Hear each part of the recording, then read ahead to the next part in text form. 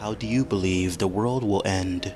Maybe a global-scale conflict will bring upon nuclear destruction. Perhaps a cosmic object will crash into our surface, or maybe we'll succumb to natural selection, being replaced by organisms more adapted to the environment. However, a way humanity could be wiped out is not something we often think about. A virus, a force in which through history humanity can barely deal with, and is something that on many occasions makes us realize just how unprepared we are to deal with this world's life and biological weapons. We were tasked with collecting Godzilla's tissue samples from the area. Due to the high pollen in the area, we were told to make sure our suits were sealed properly.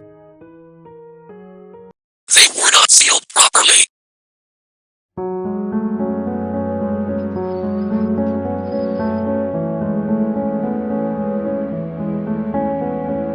This is the world of Godzilla Black Mass.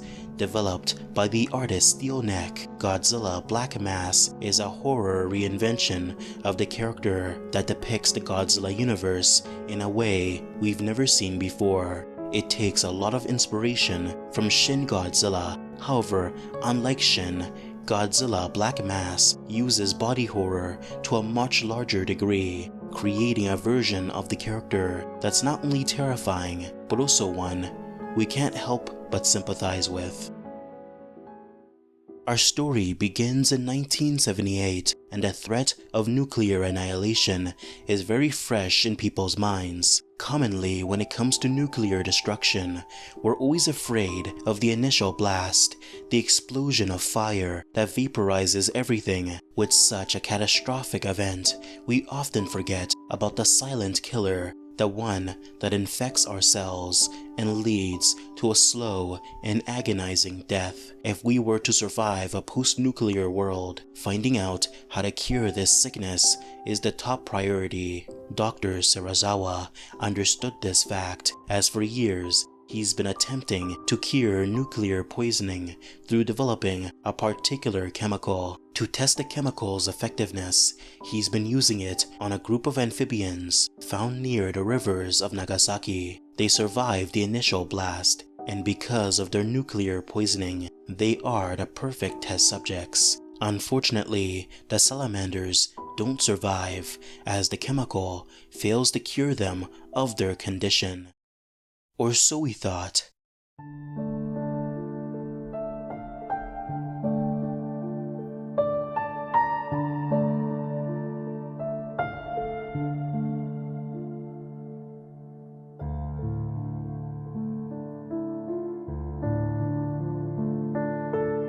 The amphibian named Reed has become the first to survive, leading Serizawa to believe that his chemical has worked. He leaves Reed in a pool of water, ecstatic of the progress he's made. Perhaps Serizawa and Reed together will change the world.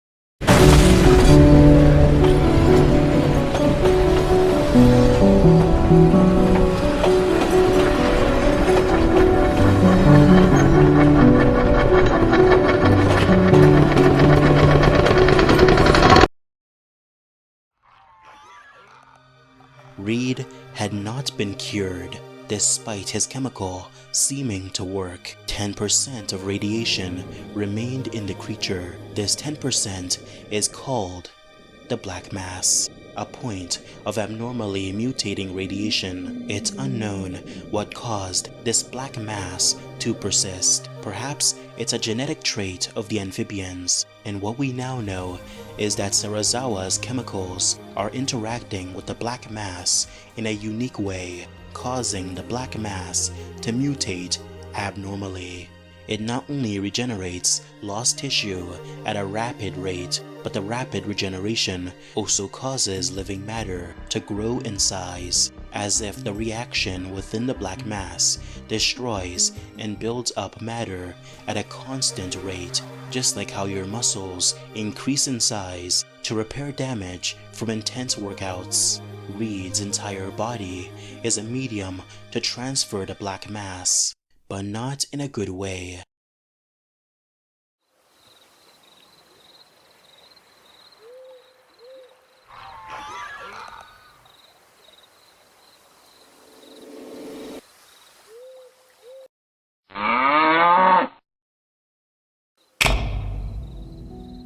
This is shown in several pieces of artwork where when a cow consumes Reed's blood, they dramatically grow in size as if they've become bloated. Reed's blood is highly contagious, and its consumption causes one's body to undergo similar physiological changes. The black mass fights the host cells, causing their bodies to be destroyed and built up again, leading to dramatic size growth. Now you might be thinking, Just do not drink the blood then, you idiot. Also, your channel's awesome. this is a reasonable conclusion if weren't for the fact that the black mass can spread through other mediums. In this art, Godzilla rests in a body of water as his dorsal plates begin to glow. This would be a beautiful sight. However, the shining of the dorsal plates signifies the release of Godzilla's spores. Spores is not a good word for it. It's more like the release of Godzilla's skin matter. Remember, every part of Godzilla's body is a medium to spread the black mass. We see the consequences of this in this artwork. Here, we see how Godzilla's skin matter alone has decimated all life in this ecosystem, including the plant life and trees, which have become shriveled and lifeless. Of course, the most noticeable part of the artwork is the deer and elk in the distance, whose bodies have morphed into horrific forms. Their bodies have melted and fused with the surroundings.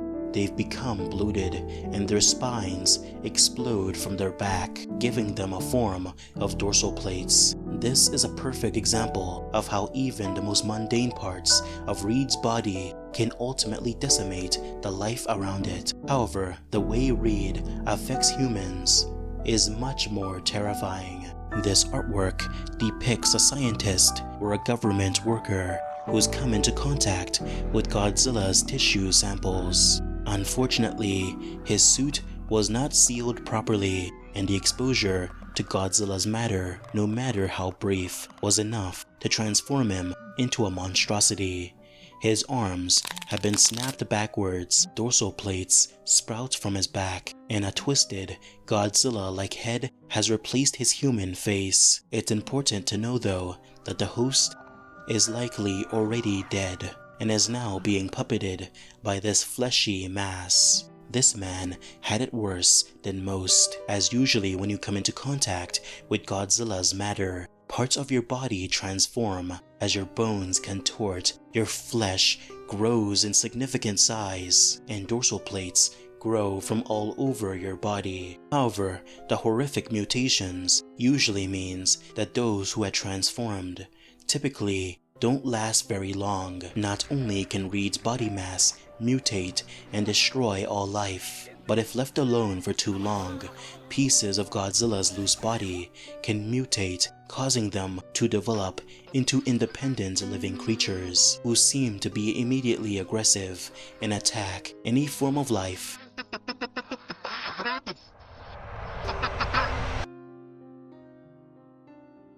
When I say the black mass, if left alone, can mutate on its own, I meant it. According to another piece of artwork, these creatures have the capacity to grow out of a human body, which seems to be the final phase of the infection, likely because although the humans mutated, the fleshy mutations can still independently grow into these creatures. According to Steelneck, these creatures are so aggressive because they are in distress. They've essentially been born without skin, living in horrific agony.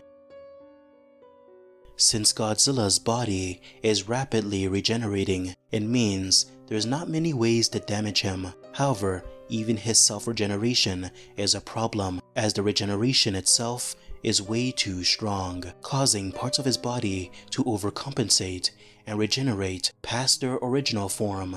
That's why Reed's tail is so large. Reed's regeneration went into overdrive, causing his spine to grow and burst out of his back. It's important to know that Reed isn't necessarily evil. He does not seek destruction, and in fact, he does not care about anything. He's a simple animal, just like his original form, just trying to live out its life. However, does not mean he won't fight back if harmed. There's much history within the Black Mass universe, and as you can imagine, fans have come to wonder if Reed exists within a more expansive universe. Although the intention was to make Black Mass a solo Godzilla story, Steelneck has hinted towards other monsters within the universe.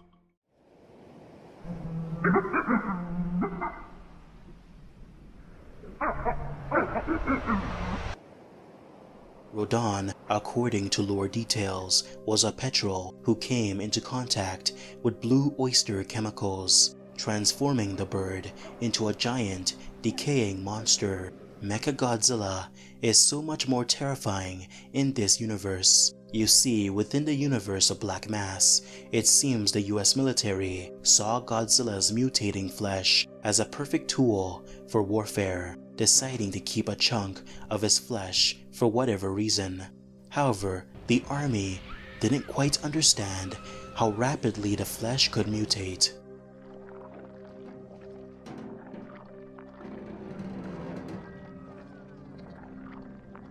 Godzilla's flesh would essentially cultivate and become melded into several pieces of military equipment, artillery, tanks, vehicles, and jets. This amalgamation, Mechagodzilla, whose nerves had become one with the technology, creating a strange, fleshy cyborg.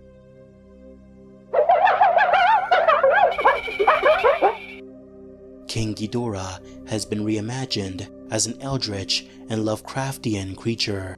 Ghidorah's head appears to be skeletal.